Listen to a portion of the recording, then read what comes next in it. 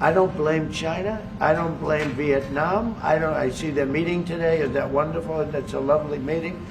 They're meeting like trying to figure out how do we screw the United States of America. US aviation giant Boeing has become the latest casualty in the spiraling trade war between Washington and Beijing, with China reportedly suspending deliveries and purchases of US-made aircraft in response to steep new tariffs. The move follows President Donald Trump's imposition of tariffs as high as 145% on Chinese imports, prompting retaliatory 125% levies from Beijing targeting American goods, including aircraft and aviation parts.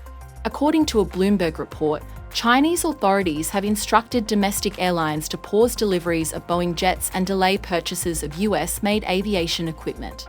Boeing has declined to comment, while Trump accused China of walking away from a big Boeing deal. If the United States ignores the interests of the two countries and the international community and insists on fighting a tariff war and a trade war, China will certainly accompany it to the end. The consequences are already surfacing.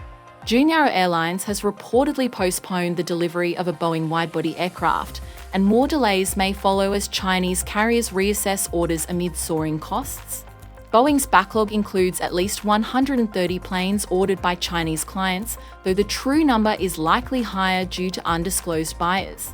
Analysts at Bank of America say China makes up around 20% of the global market for large civil jets over the next 2 decades, a critical segment for Boeing. The company is already under pressure following labour strikes and safety issues earlier this year that disrupted production.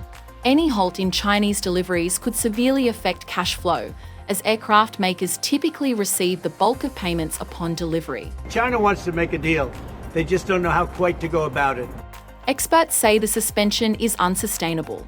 Rival Airbus lacks the capacity to meet China's full demand, and China's homegrown jetmaker Comac remains heavily reliant on US-made components, leaving the aviation sector deeply entangled in cross-border supply chains.